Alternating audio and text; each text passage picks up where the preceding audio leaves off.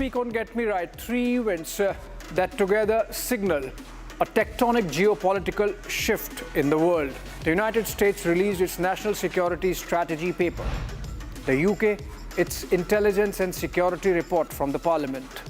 And amidst all this, China crossed, for the first time in world history for any nation, $1 trillion of trade surplus. And then the gas chamber that our national capital becomes every winter. Is there any hope, or are we condemned to live this forever? This weekend, Saturday and Sunday, only on Republic TV.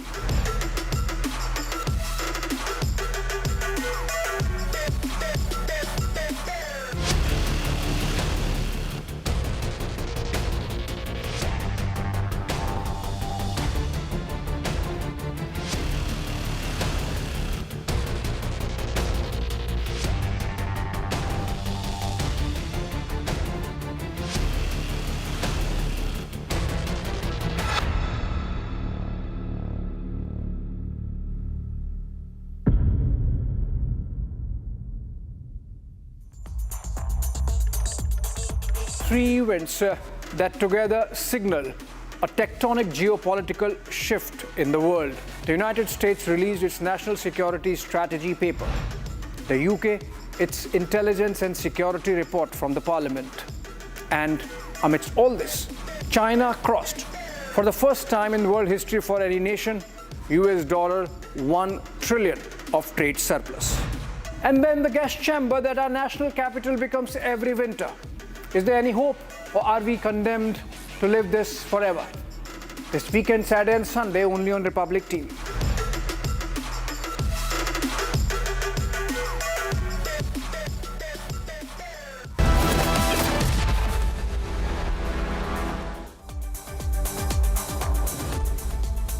Gentlemen, you're watching 6 Stories at 6 with me, Tanisha Avasthi. Let's get started with the agenda stories of the day. Starting this edition with the first top focus story that we're tracking on this edition. Ladies and gentlemen, today a closed-door meeting was held between DK Shivakumar and KN Rajanna, and this has sparked speculations yet again over the chief ministerial change in Karnataka. What is it all about? Take a look.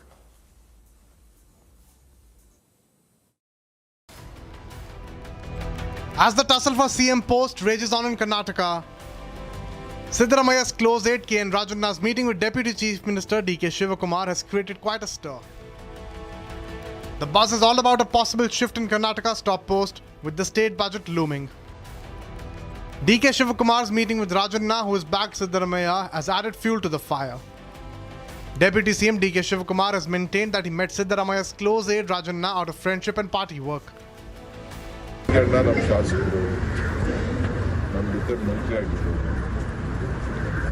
ಭೇಟಿ ಮಾಡ್ತೇವೆ ಸೌಹಾರ್ದತೆ ಭೇಟಿ ಮಾಡ್ತೇವೆ ಇವತ್ತು ಭೇಟಿ ಮಾಡ್ತೇವೆ ನಾನು ಮಾತಾಡೋಕ್ಕಾಗಲ್ಲ ಇವತ್ತು ಮಧ್ಯಾಹ್ನ ಫೋನಲ್ಲಿ ಕಾರ್ಯಕ್ರಮ. On the other hand, reacting to the visit, KN Rajanna said that DK Shivakumar had met him as the party president. Siddaramaya's aide Rajanna made it clear that there will be no change in his stance. No matter what DK Shivakumar tries, he will continue to support CM Siddaramaya.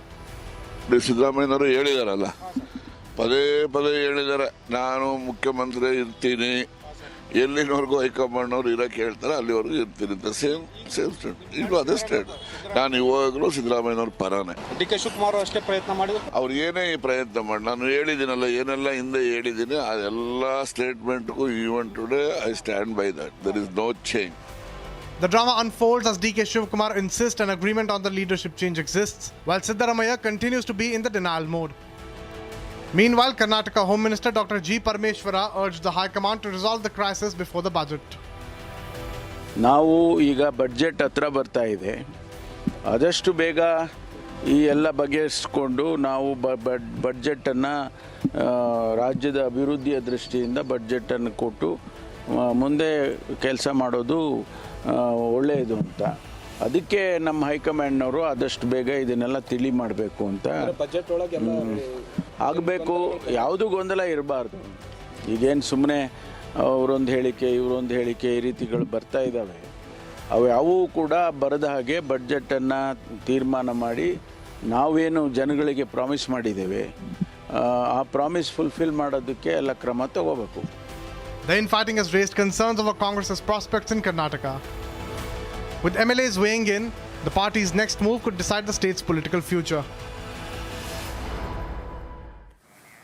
And now from Karnataka, let's tell you what's happening in the state of Bengal. A Bengali singer, her name is Lagnijita Chakrabarti. She has alleged that she was abused and nearly assaulted during a live concert in West Bengal after she refused to change her song choice.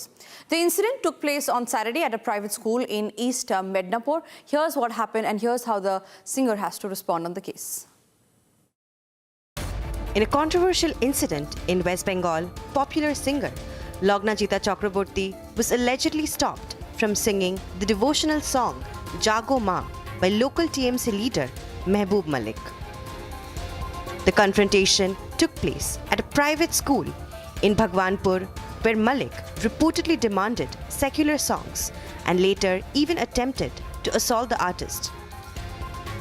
The singer, who rose to fame with the popular Bengali track Boshanto Eshe Geche, said that the incident occurred while she was performing the devotional song Jago Ma.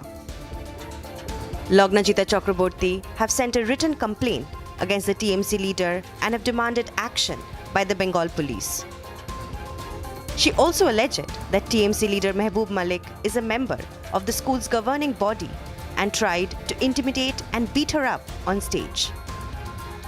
The singer has also alleged that the officer in charge of the Bhagwanpur police station refused to file a case.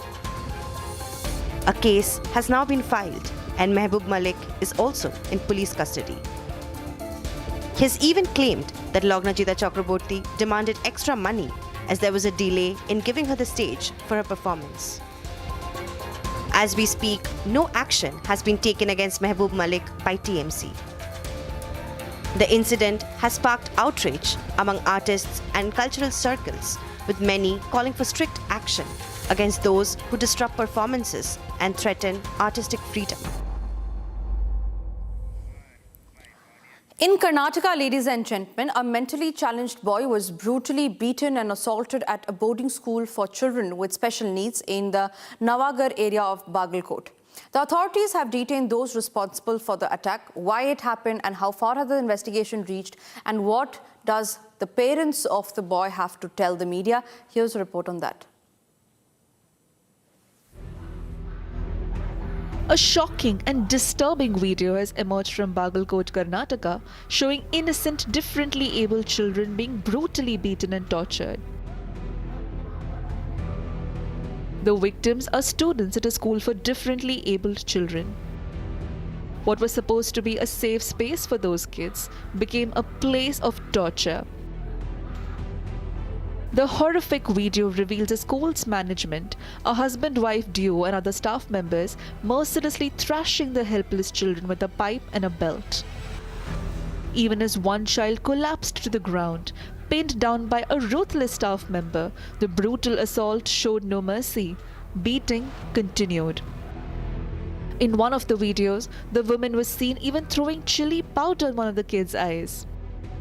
The other children, traumatized by the gruesome scene unfolding before them, were forced to sit in silence, powerless to intervene. The woman you've seen on your screens is Anandi Hindulkar, the woman who brutally threw chili powder in one of the kids' eyes. In a shocking display of callousness, the person recording the incident is heard laughing as the boy writhed in agony. One of the students' parents have filed a complaint against the couple and an FIR has been registered by the police. The police have detained the couple responsible for the attack, along with 2 others linked to the school for questioning. The incident has raised serious concerns over safety and accountability of schools, which are meant for nurturing differently abled children. And in now news from Maharashtra, the high-stakes local body battle in Maharashtra has ended in a one-sided verdict. The ruling Mahayuti alliance has stormed ahead, with the BJP emerging as the single largest party and the clear winner of the local body elections. The results underline a strong endorsement of Chief Minister Devendra Fadnavis' leadership. While the Mahavikas Aghadi has suffered a major setback with a dominant Mahayuti and a fractured imposition, the outcome sets the political tone ahead of the crucial BMC elections.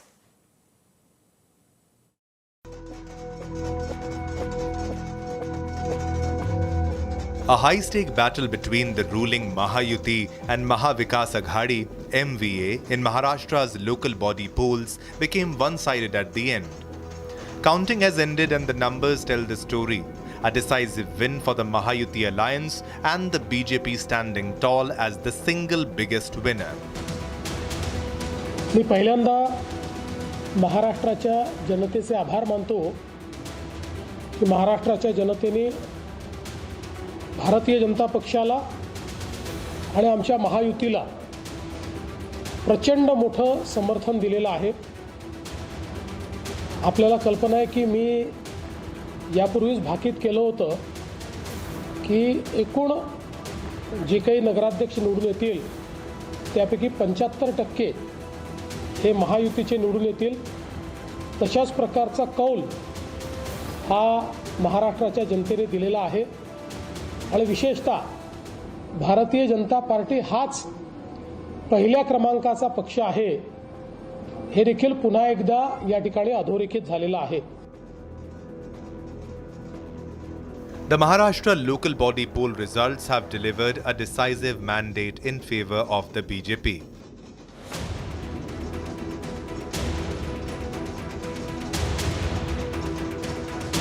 Sweeping 129 of the 288 seats, the party has emerged as the single largest force, leaving its rivals far behind. Shinde's Shiv Sena won 51 seats, while the Ajit Pawar's NCP won 35 seats. Meanwhile, Mahavikas Aghadi, who recently faced a setback after Congress dumped Uddhav Thackeray and Sharad Pawar, and was just limited to 51 seats out of 288. In which Uddhav's Shiv Sena won 9 and Sharad's NCP won just 7 seats. The numbers underscore a clear endorsement of BJP's leadership and mark a commanding show of strength across Maharashtra's civic bodies.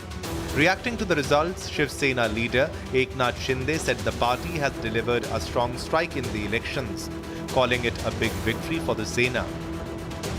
अभी अभी चुनाव के नतीजे सामने आए हैं.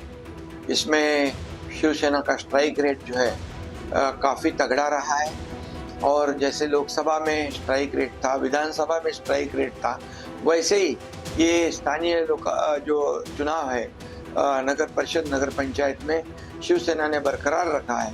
लोगों ने शिवसेना का साथ दिया है और लाडली बहनों ने भी साथ दिया है. सब मतदाताओं ने साथ दिया है. शिवसेना कई लोग कहते थे कि शिवसेना सिर्फ ठाणे और मुंबई तक सीमित है, लेकिन अब चांदा से बांदा तक शिवसेना सभी घर घर में पहुंच गई है और शिवसेना को भारी जीत हासिल हुई है इस चुनाव में. Meanwhile, Maharashtra Assembly Speaker Rahul Narvekar has hailed the BMC election results as a resounding endorsement of Chief Minister Devendra Fadnavis' leadership. आदरणीय मुख्यमंत्री देवेंद्र जी फडणवीस साहब के नेतृत्व में आज महाराष्ट्र में जो नगर पालिका नगर परिषद के चुनाव के निकष दिखाई दे रहे हैं, उससे ये स्पष्ट होता है कि उनका नेतृत्व पूरे महाराष्ट्र ने स्वीकारा हुआ है और उनके नेतृत्व में भारतीय जनता पार्टी ने एक अभूतपूर्व और लैंडस्लाइड विक्ट्री प्राप्त की है. इतर पार्टियों के मुकाबले डबल से भी ज़्यादा सीटों पर विजय प्राप्त की है और ये अभूतपूर्व विजय भारतीय जनता पार्टी के ऊपर महाराष्ट्र की जनता के विश्वास का प्रतीक है. A dominant Mahayuti, a resurgent BJP, and a fractured opposition. The results signal a strong vote of confidence in the ruling alliance's leadership, setting the tone for the upcoming BMC polls. And now moving on, tensions have reached a breaking point in Chhattisgarh's Kanker district as a dispute over a burial escalated into a full-blown violent clash between two communities. Two churches were set on fire and several police officers, including a DIG and an SP, were left injured during the chaos. The administration has now clamped down with Section 144 to prevent further escalation. What happened and how it escalated? What is the current situation on ground? Here's the detailed report on that. Tensions erupted in Chhattisgarh's Kanker district after a disagreement over a village elder's burial sparked a violent communal standoff.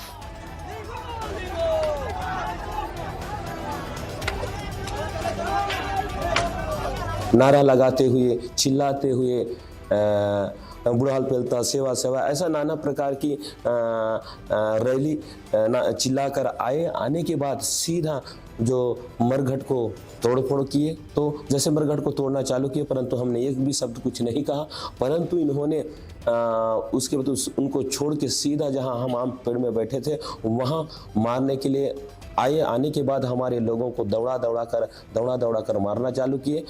Alleged attempts to alter long-standing tribal burial practices ignited the fuse, culminating in a brutal clash between rival groups. गाँव में जो धर्मांतरण में ऐसे व्यक्तियों को मृत्यु होने पर जो दाह संस्कार हमारे गांव के नीति के साथ नहीं करते, इसका हमें विरोध है और इसी को हम कई बार दाह संस्कार करने नहीं दे रहे हैं। अगर हमारे समाज की रीति नीति, ग्राम की रीति नीति से अगर करते हैं तो हमें उसे कोई विरोध नहीं है, हम उसे सम्मान है, और नहीं करते तो हम काफ़ी विरोध भी कर रहे हैं और हमारे देवी देवताओं को संरक्षण और बचाना चाहते हैं। Angry mobs targeted prayer halls and damaged private property as local police struggled to contain the mob.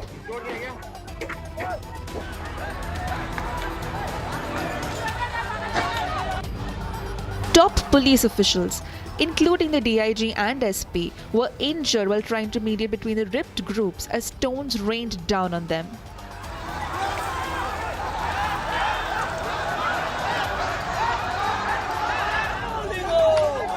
In a dramatic turn, authorities exhumed the village elder's body for a post-mortem in a bid to pacify the villagers and probe the death.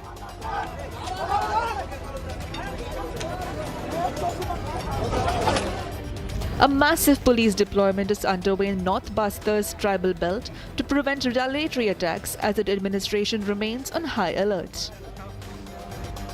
While the situation is reported to be under control, surveillance has been stepped up across the district, with authorities keeping a hawk's eye on developments.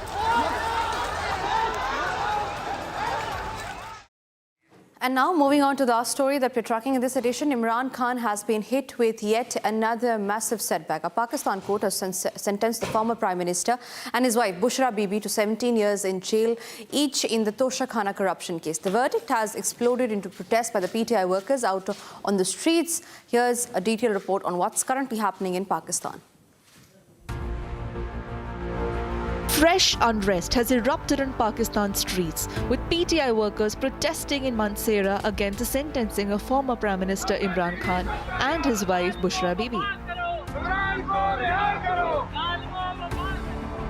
A day earlier, a Pakistan court handed Imran Khan and Bushra Bibi 17 years in jail each in the Toshakhana corruption case. The court ruled that the couple illegally retained and sold state gifts, including expensive jewelry from the Saudi government, at prices far below the market value. The verdict was delivered from Adiala jail, where Khan is already lodged in multiple cases. The Toshakhana case has shadowed Imran Khan since 2021, with investigators alleging fraudulent declarations and illegal profits from state gifts meant for the treasury. The former PM has consistently denied wrongdoing, calling the charges fabricated and politically driven. However, this verdict has triggered fresh protests and a hardened stance by PTI workers. All eyes are now on how the party mobilizes and whether more unrest follows this explosive judgment. And with that, ladies and gentlemen, we come to the end of 6 Stories at 6. That's all that we could pack in this edition of the show. We will be back tomorrow, same time, with more agenda-setting news. Till then, keep watching Republic.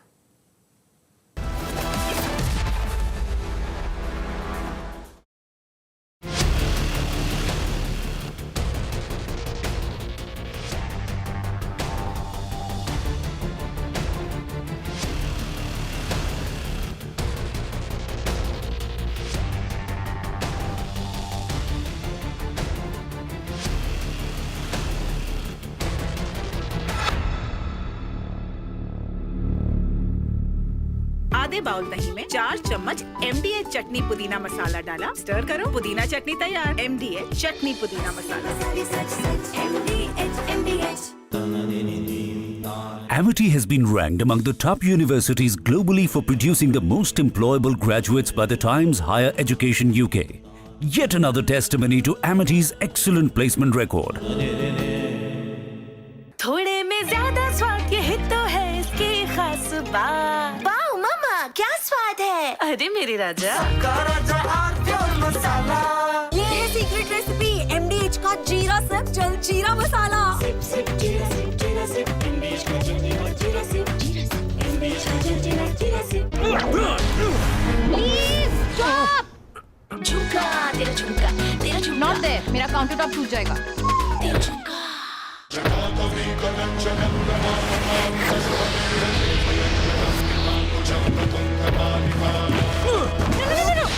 मेरी chimney टूट जाएगी। What are you doing? रानी, इस घर में कुछ है जो टूटता नहीं। ये पिलर कभी नहीं टूटेगा। रुंगटा स्टील TMT से बना। रुंगटा नहीं तो घर स्ट्रॉन्ग नहीं। रुंगटा स्टील TMT बार एकदम solid.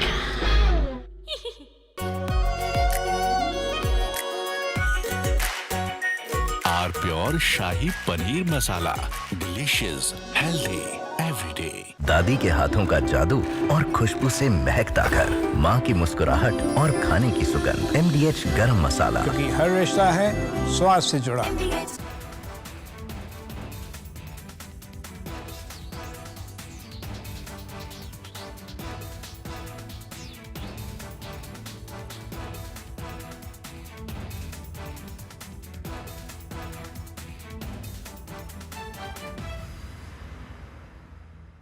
We are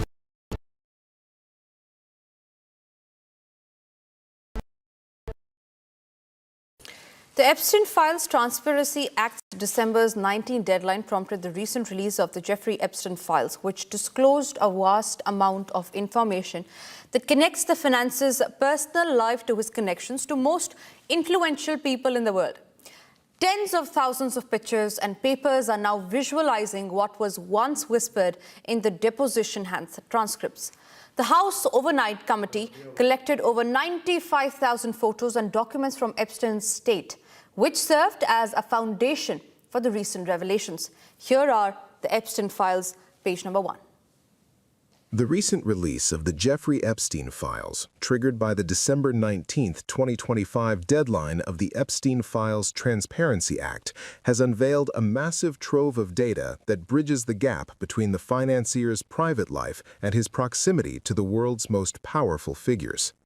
What was once whispered in deposition transcripts is now being visualized through tens of thousands of images and documents.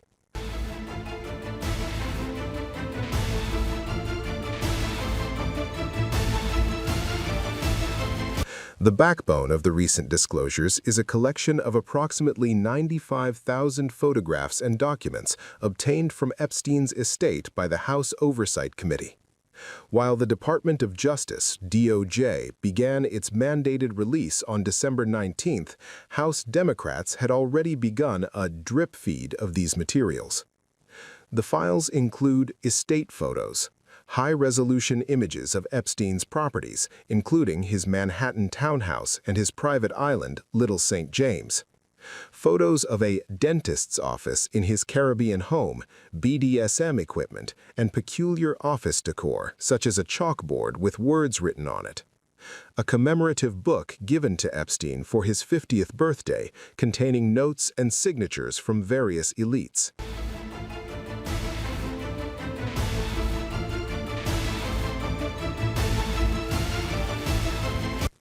The files contain visual confirmation of several high-profile connections that have been the subject of speculation for years.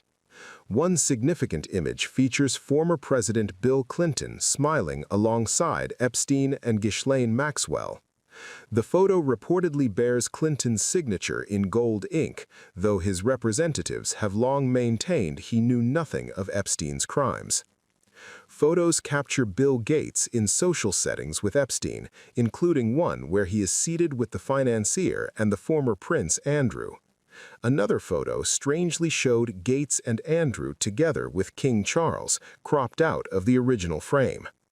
In a surprising intersection of worlds, filmmaker Woody Allen is seen in multiple photos, including one where he is conversing with former Trump advisor Steve Bannon at an Epstein-related social gathering.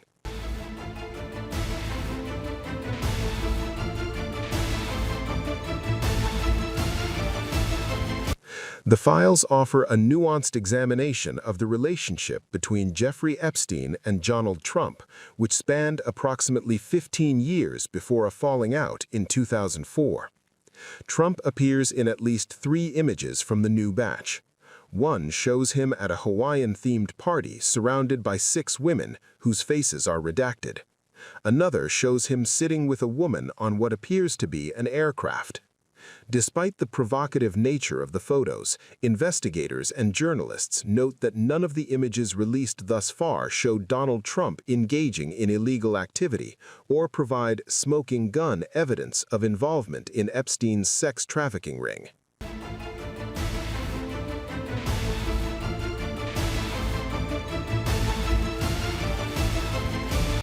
Despite the December 19th deadline, the release has been criticized for being incomplete. Huge swaths of the 95,000 photos remain unreleased to the public. The House Oversight Committee has stated it is redacting the faces of potential victims to protect their privacy. The Department of Justice released a partial batch on the deadline day, announcing that the remainder of the files would be released over several weeks. This has led to accusations of a cover-up from some lawmakers who argue the DOJ is violating the transparency law.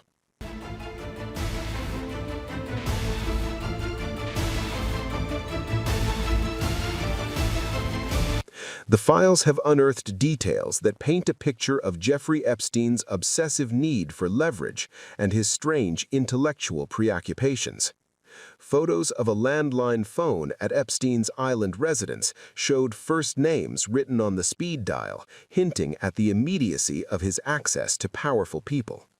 Some of the most personal images include Epstein in a bathtub and a selfie of the financier with a swollen lip, the context of which remains unknown. The release has turned into a partisan battleground.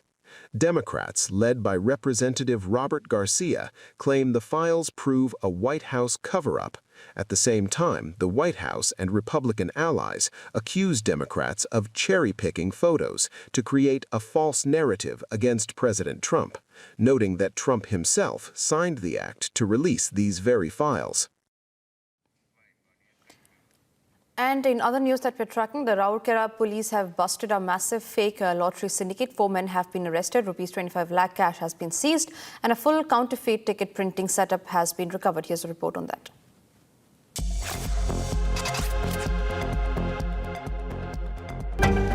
In a major crackdown, Raurkela police have busted a fake lottery racket operating under Planside police station limits.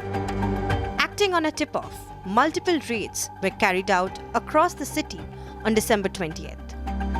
Police recovered counterfeit lottery tickets, incriminating material, and rupees 25,37,260 rupees in cash.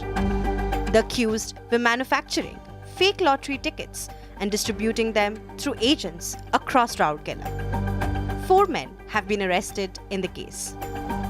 Police seized 8 mobile phones, 5 notebooks, a desktop computer, printer, and other material used to print the fake tickets.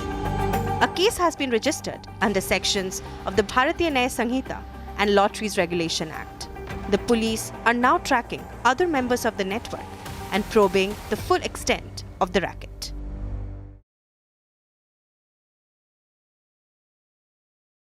This week on Get Me Right, 3 events that together signal a tectonic geopolitical shift in the world. The United States released its national security strategy paper. The UK, its intelligence and security report from the parliament. And amidst all this, China crossed, for the first time in world history for any nation, $1 trillion of trade surplus. And then the gas chamber that our national capital becomes every winter. Is there any hope, or are we condemned to live this forever? This weekend, Saturday and Sunday, only on Republic TV. थोड़े में ज्यादा स्वाद ये तो है इसकी खास बात। वाओ मामा, क्या स्वाद है? अरे मेरे राजा, राजा और मसाला। केसरिया से मन जोगी हुआ रे, दिल झूमे देखो मतवारा हुआ रे। केसरिया से मन जोगी हुआ। हर पल मनाओ केसरी त्योहार। विमल, बोलो जुबान केसरी। दादी के हाथों का जादू और खुशबू से महकता घर, माँ की मुस्कुराहट और खाने की सुगंध। MDH गरम मसाला, क्योंकि हर रिश्ता है स्वाद से जुड़ा। झुमका, तेरा झुमका, तेरा झुमका। नॉट देयर, मेरा काउंटर टॉप टूट जाएगा। तेरा झुमका।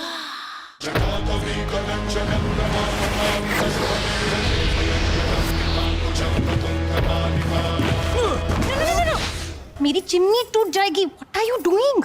रानी, इस घर में कुछ है जो टूटता नहीं। ये पिलर कभी नहीं टूटेगा। रुंगटा स्टील TMT से बना। रुंगटा नहीं तो घर स्ट्रॉन्ग नहीं। रुंगटा स्टील TMT बार एकदम solid.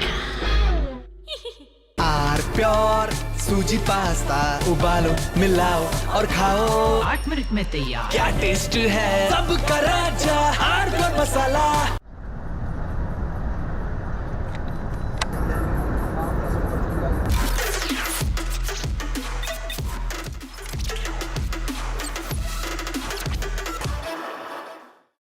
Hi there, welcome back after a short, unavoidable break to your favorite deep dive show on stories contemporary and consequential for India. This week, the Parliament ended with moderate legislative success and lots of noise, like always. An issue that should have been center stage, the air emergency in North India, got sidestepped by politics. Let's make it our priority in this episode. Second, 3 key developments on the geostrategic and geopolitical front came together this week. The Trump administration released a national security strategy paper. The United Kingdom Parliament came out with its intelligence and security report. And China crossed US $1 trillion in trade surplus for the first time in history for any nation. We will connect the dots. Let's get going.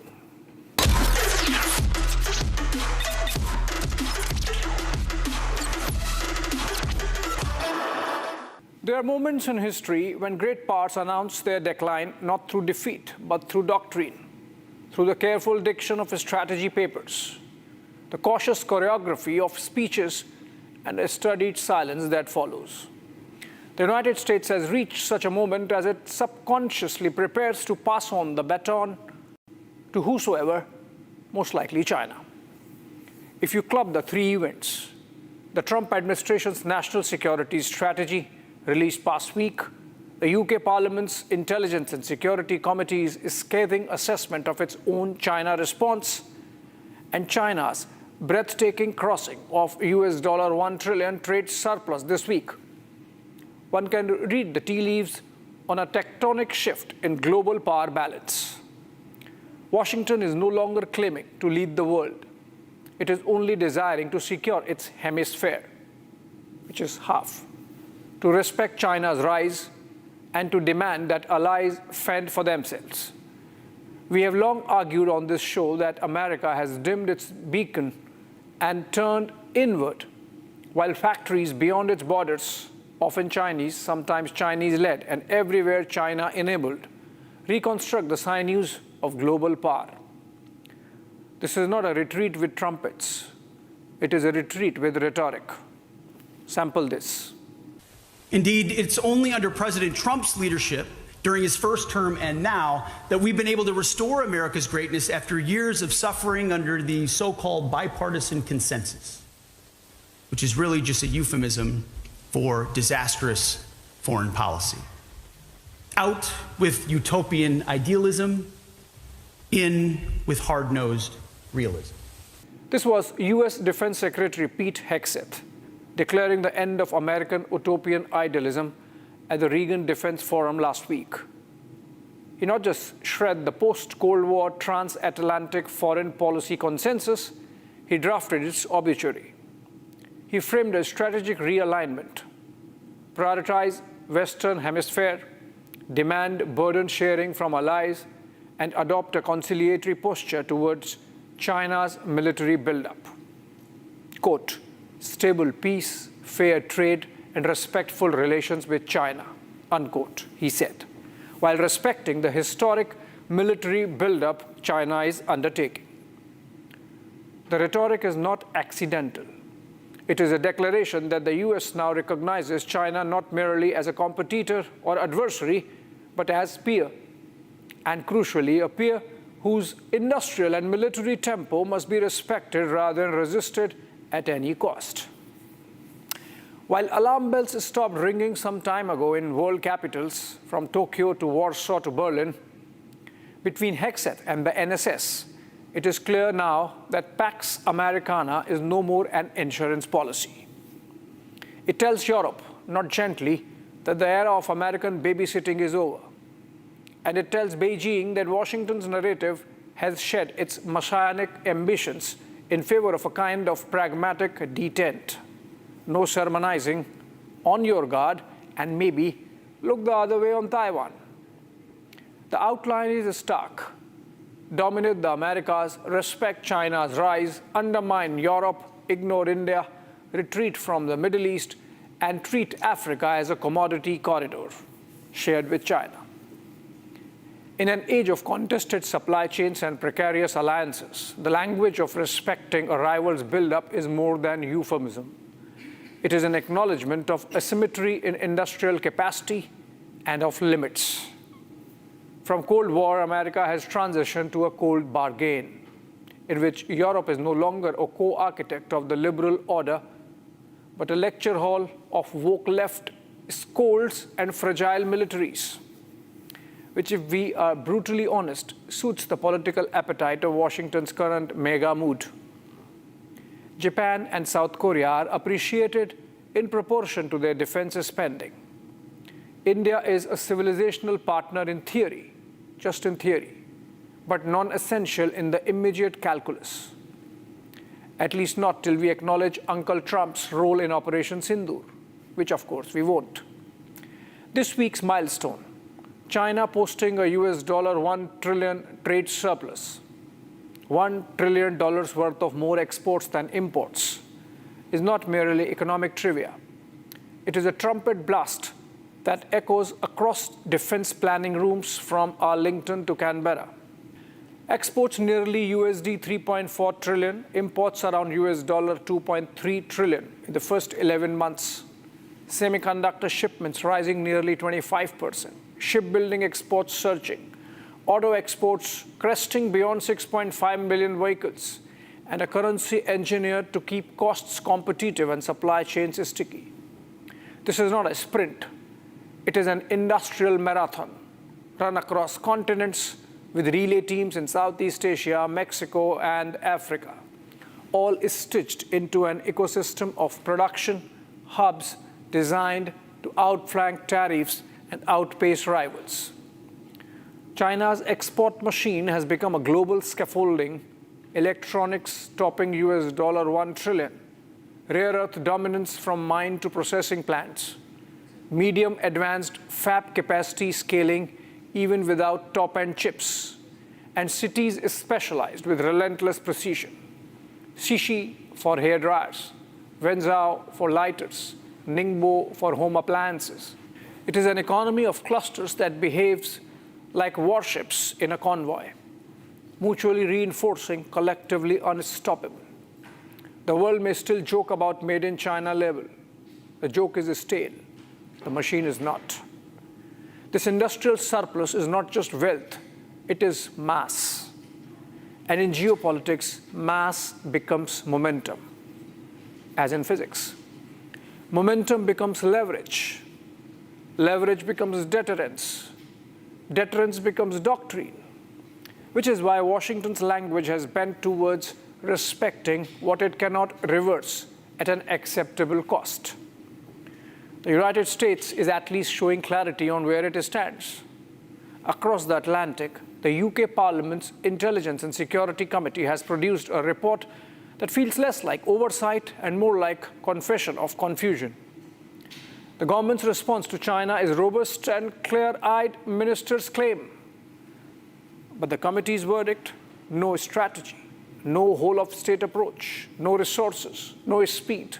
Agencies that did not recognize responsibility for countering Chinese interference, policy departments lacking expertise or the mandate to confront Beijing's overt influence operations. The result is not just vulnerability, it is vacancy, the absence of a strategic posture in the face of a systemic rival who excels at playing the long game. Here is the uncomfortable symmetry. Washington retreats in doctrine, London stalls in capacity. One withdraws from global leadership, the other fails to muster domestic coherence. Beijing, meanwhile, scales. And the scale has a name: manufacturing. China commands roughly 28% of global manufacturing. The US hovers around 17%. Chinese shipyards are outproducing American ones. Chinese steel output dwarfs US production by an order of magnitude, 12 times. Same for critical minerals, rare earths. When the Atlantic called the new national security strategy the longest suicide note in American history, the rhetoric bites because the facts have teeth. Washington's swerve towards hemispheric prioritization and allied burden sharing reads, in part, like an attempt to reconcile strategic ambition with industrial reality. Respecting China's buildup is not a confession of defeat. It is an implicit bargain that war without overwhelming capacity is unsustainable, and that soft power without hard production is theater.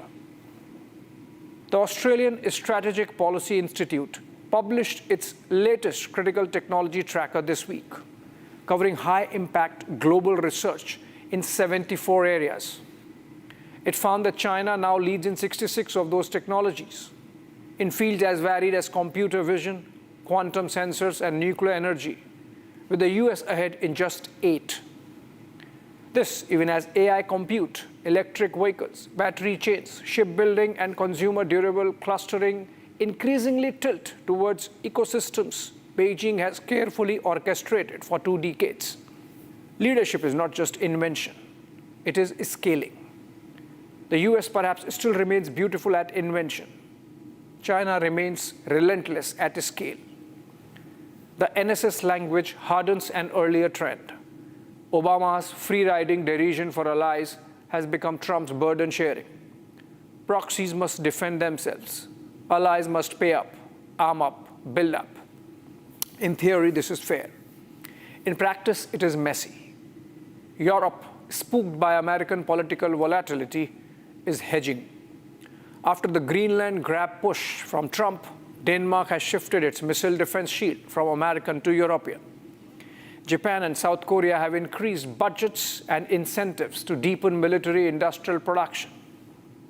India faces tariffs instead of trust, and the delicate triangulation with Washington against Beijing becomes awkwardly transactional. The trust economy of alliances, built on reliability, predictability, reciprocity, seems downsized.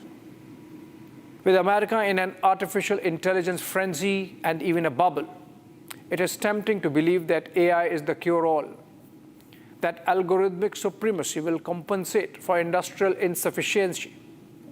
But the real economy does not run on models. It runs on motors. Compute chips are critical, of course. So are the cooling systems, fabs, packaging, power grids, and logistics networks that make them usable at scale. Even here, like former UK PM Rishi Sunak warns, Trump's greenlighting of NVIDIA's H200 sales to China could inadvertently furnish Beijing's AI capacity beyond what Trump comprehends.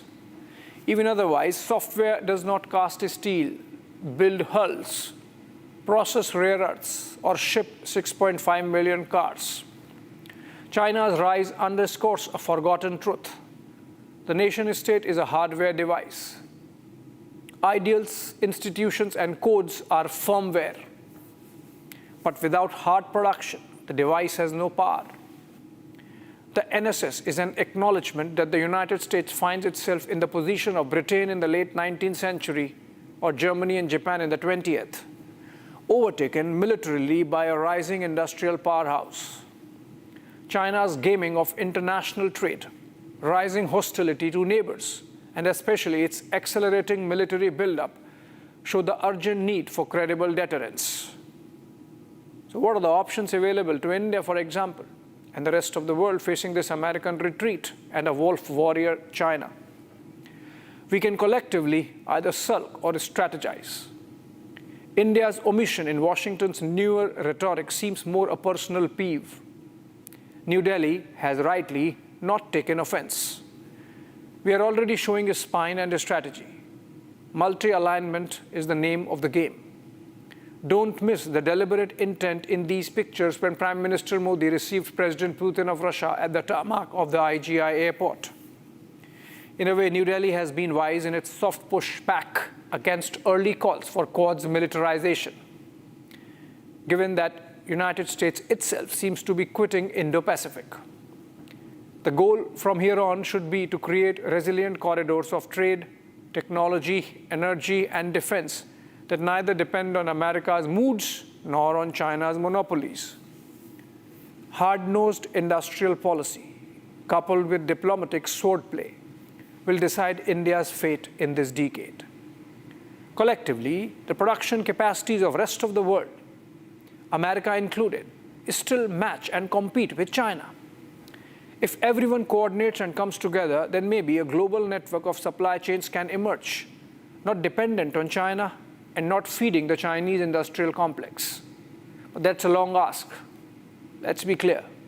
America isn't dying. It still leads in frontier computing, biotech, aerospace, and capital markets, for example. Its navy remains potent. Its alliance web, while frayed, is still vast. But leadership is not list. Leadership is coherence. The consistent capacity to set rules, enforce norms, mobilize coalitions, and define outcomes. That's where it's lacking under Trump, perhaps. That's where it is adapting, perhaps. Shedding the post-World War II mythology of omnipotence in favor of prudence. As the old saying goes, let discretion be better part of valor. It is embracing limits of its ambition. China's $1 trillion surplus is not simply a feat of exports. It is a vote of confidence from the world's practical economy, an admission that the Chinese factory is often cheaper, faster, and more reliable than alternatives. Still, China's $1 trillion surplus is the drumbeat of a manufacturing empire that does not need to lead ideologically because it dominates practically. That still does not mean Chinese hegemony. America leaves a world of contested modularity, a world of many centers, many corridors, and many calculations. And in that world, leadership is earned not by declaring intentions, but by delivering capacity. The $1 trillion surplus is capacity. The UK report of the Parliament is a demand for capacity. The NSS of the United States is a concession to capacity. India's 2047 Atmanirbhar vision is a race to that capacity. May all come together. Moving on to the next one. It's upon us again, year after year. Nothing changes. If you have lived in Delhi NCR for a week this winter, you have already smoked the equivalent of several packs of cigarettes without ever lighting one. The national capital turns each winter into a gas chamber. The sun itself looks ill through the toxic haze. I want to rage like I do every year, for pretty much apart from keeping my car serviced and having a pollution under control certificate, I cannot do anything else but watch or gasp as the governments of all political persuasion fail year after year. Delhi के लोगों से माफी मांगता हूं, इतना कहना चाहता हूं, 9-10 महीनों में कोई सरकार आपको पूरा का पूरा पोल्यूशन को साफ कर सके, ऐसा असंभव है। लेकिन मैं दिल्ली वासियों आपको बताना चाहता हूं, आम आदमी पार्टी की सरकार जो बेईमानी करके चल कर गई है, हमने उससे बेहतर करके हर दिन का AQI कम करा है। This was Delhi Environment Minister Manjinder Singh Sirsa being honest about his failures, till he twisted the knife and put the onus on earlier AAP government in Delhi or the present one in Punjab. But then what of Haryana, Uttar Pradesh, both ruled by the BJP? It is a geography of criminal negligence on the part of administrations from the fields of Punjab to the farms of western Uttar Pradesh. It is a cycle of mismanaged circumstances where sometimes religion, as in the case of Diwali crackers, or other times poor practices, as in the case of construction dust, become the excuse for letting things be. But politeness can no longer breathe. It's a cycle that begins with post-monsoon clean slate of clean air. But first comes road construction and repair activity with its tar burning. Just as the dust is settling, construction picks a pace to meet Diwali possession deadlines of builders. Come Diwali and you have firecrackers spanning a week. By the time you think there's a breather, comes stubble burning which goes all of November. And just when you believe it is all over comes winter fog, mixing all the smoke of last 2 months and turning toxic smog. Lungs go heavy. You feel there's an elephant on your chest. The yoga teacher refuses pranayam. Schools shut. Odd even comes into play. The administrative gymnastics of bureaucrats are matched by mental acrobatics of courts and tribunals, with piecemeal solutions thrown around like that water spray gun on the roads. Not just Delhi NCR, but the entire Indo-Gangetic plain becomes a place of collective funeral in waiting. You can almost map the hypocrisy by geography. Punjab, Haryana, Uttar Pradesh, Delhi, all are accomplices. The pollution control boards control everything except pollution. The tragedy is invisible. There are no ambulance sirens, no bursting ICUs, only millions quietly inhaling slow poison. Perhaps that's why no one declares curfews or marches on Parliament. It is a silent massacre, without sound, but with deep consequence. Every breath cuts months from our lives. Every winter, Delhi loses a little more of its future. When foreign diplomats call Delhi a punishment posting, when oxygen cylinder dealers brag of brisk business, when yoga teachers postpone classes because the air is too toxic for deep breathing, we should hang our heads. This is not merely administrative failure, it is national humiliation. While governments do their annual gigs of shame on pollution, you should start with some personal choices. Put on a mask, buy an air purifier if you can afford. Follow rules on vehicular pollution. The India-China thaw has come in time perhaps. Every other day I see the Chinese embassy in Delhi posting the lessons from the Beijing experience. Even if it is to shame us, let us take the shame and learn. A decade ago, Beijing was where Delhi is today. Its PM 2.5 levels averaged over 100 micrograms per meter cube in 2013. Now, that number has fallen to below 30 micrograms. Still not alpine fresh, but a spectacular improvement born of relentless policy and execution. We should swallow our ego and learn. First up, to be able to do that, we need to treat pollution as war, not as weather report. Beijing declared a formal war on pollution. Targets were not advisory, they were mandatory, with mayors held personally liable for missed air quality goals. Delhi and NCR states need similar accountability, fix deadlines, publish data, penalize departments that fail, sack bureaucrats and ministers. Second, restructure industry. Beijing relocated 3,000 high-polluting factories, including its giant Shugong steel plant, converting the site into a green cultural hub. Delhi, meanwhile, allows old foundries to operate inside residential belts like Wazirpur and Okhla.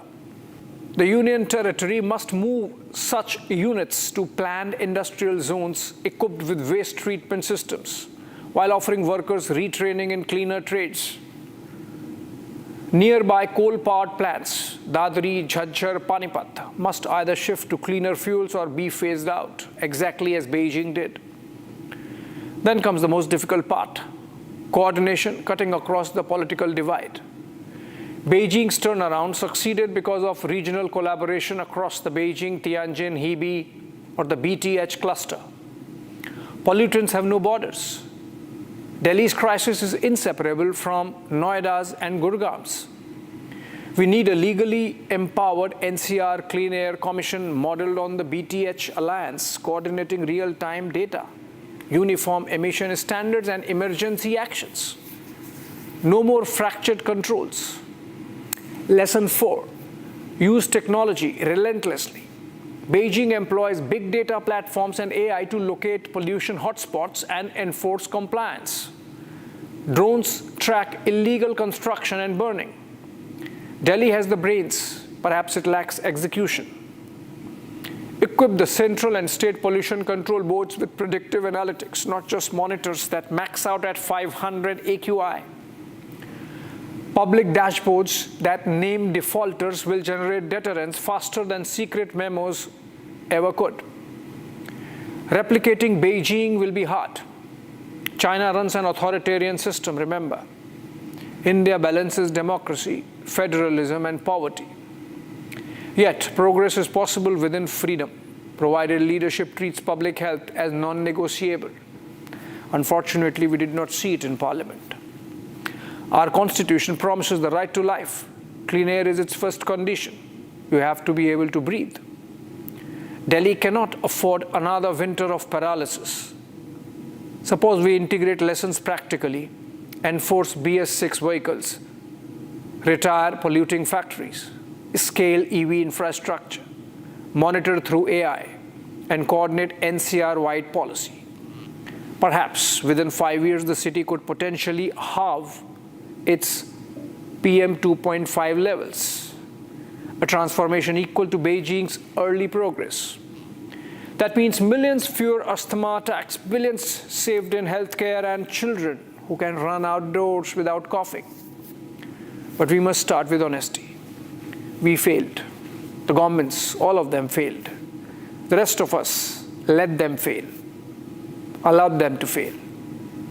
Now the question is whether we choose despair or discipline. Clean air will not arrive through court orders or token bans, but through collective courage of citizens who demand action and administrators who finally deliver. The next winter does not have to smell like this. If Delhi finds the will, it can once again let the sun shine clearly on the Yamuna.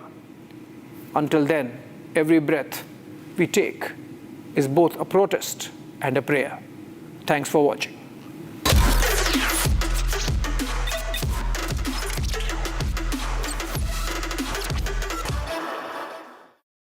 आधे bowl दही में 4 चम्मच MDH चटनी पुदीना मसाला डाला, stir करो, पुदीना चटनी तैयार। MDH चटनी पुदीना मसाला। Amity has been ranked among the top universities globally for producing the most employable graduates by the Times Higher Education UK. Yet another testimony to Amity's excellent placement record. थोड़े में ज्यादा स्वाद ये तो है इसकी खास बात। वाओ मामा, क्या स्वाद है? अरे मेरे राजा। सबका राजा और प्योर मसाला। Please stop! झुमका, तेरा झुमका, तेरा झुमका। Not there. मेरा काउंटर टॉप टूट जाएगा। तेरा झुमका।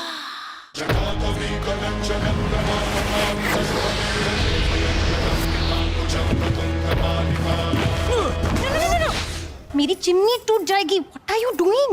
रानी, इस घर में कुछ है जो टूटता नहीं। ये पिलर कभी नहीं टूटेगा। रुंगटा स्टील TMT से बना। रुंगटा नहीं तो घर स्ट्रॉन्ग नहीं। रुंगटा स्टील TMT बार एकदम सॉलिड। ये है सीक्रेट रेसिपी MDH का जीरा सिप जल जीरा मसाला।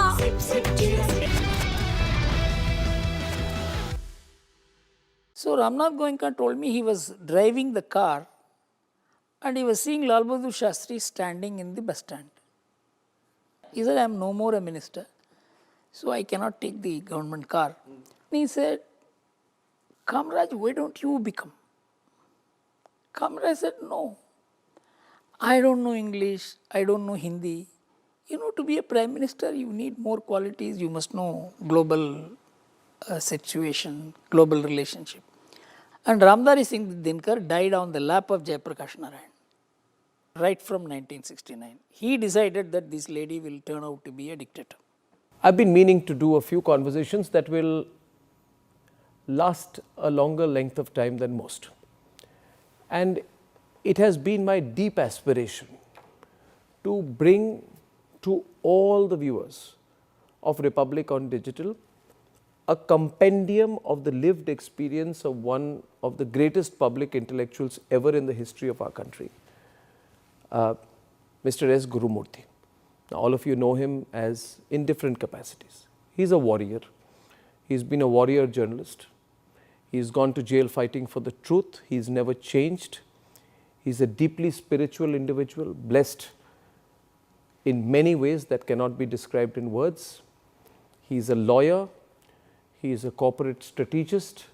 But most importantly, the